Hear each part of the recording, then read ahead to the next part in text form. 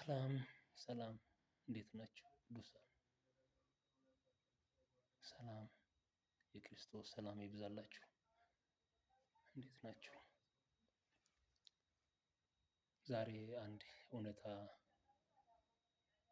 ላሳውቃችሁ በዚህ ብቅ ብያለሁ። አንድ እውነት አለ። በዓለም ላይ ብዙውን ጊዜ ብዙ እውነት ያለ ይመስላል። እውነት በእኛ ዘንድ የለም። እውነት ያለው በክርስቶስ ነው። መጽሐፍ ቅዱስ ዮሐንስ ወንጌል ምዕራፍ 8 ቁጥር 32 ላይ እውነትን ታውቃላችሁ፣ እውነትም አርነት ያወጣችኋል ይላል። እውነት ማን ነው ብለን ስንጠይቅ እውነት ክርስቶስ ብቻ ነው። ኢየሱስ ዮሐንስ ወንጌል ምዕራፍ 14 ላይ እውነትና መንገድ ሕይወት እኔ ነኝ አለ። እውነት ኢየሱስ ክርስቶስ ብቻ ነው። ሐዋርያ ጳውሎስ ስለዚህ ይመሰክራል። እውነት በክርስቶስ እንዳለ እናውቃለን። ስለዚህ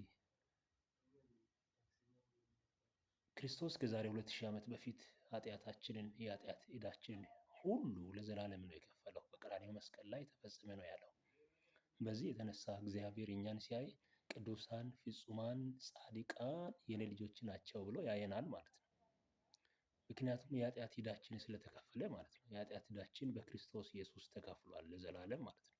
ይህ የእግዚአብሔር እውነት ነው። ስለዚህ ይህን እውነት ደግሞ እንዴት ነው የምናውቀው የምንረዳው? በእምነት ብቻ ነው። በመመራመር በመፈላሰፍ አይደለም። ብዙውን ጊዜ የራሳችን እውነቶች አሉ። እኛ ማንነታችን ራሳችን ስናይ ኃጢአት በእኛ ላይ ያለ ይመስለናል።